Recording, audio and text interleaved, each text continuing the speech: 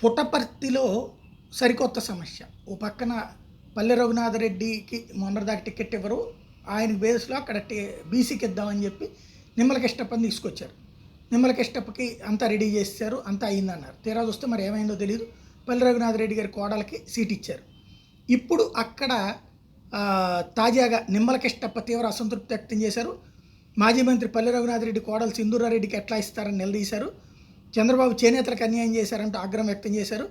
గోరంట్లో TDP కార్యకర్తలతో సమావేశమయ్యారు. ఇండిపెండెంట్గా పోటీ చేయాలని చాలామంది ఒత్తిడి తెస్తున్నారని స్పష్టం చేశారు.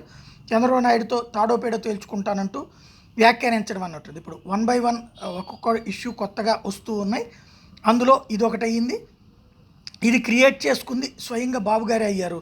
దానికి కారణం ఏందైతే మాత్రం ఇదే అవుతోంది. సీటు ముందు చెప్పు ఒకటి.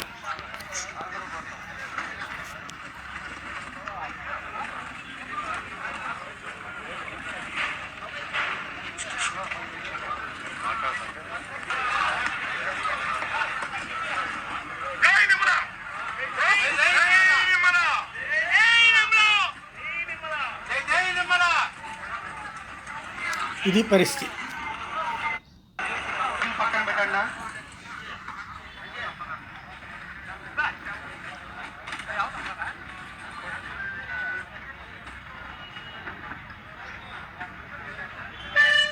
తెలుగుదేశం పార్టీ మాత్రం సర్ది చెప్పగలమన్నటువంటి నమ్మకంతో ఉంది. ఈ వ్యవహారాలకు సంబంధించి ఏం జరుగుతుందో చూడాలి.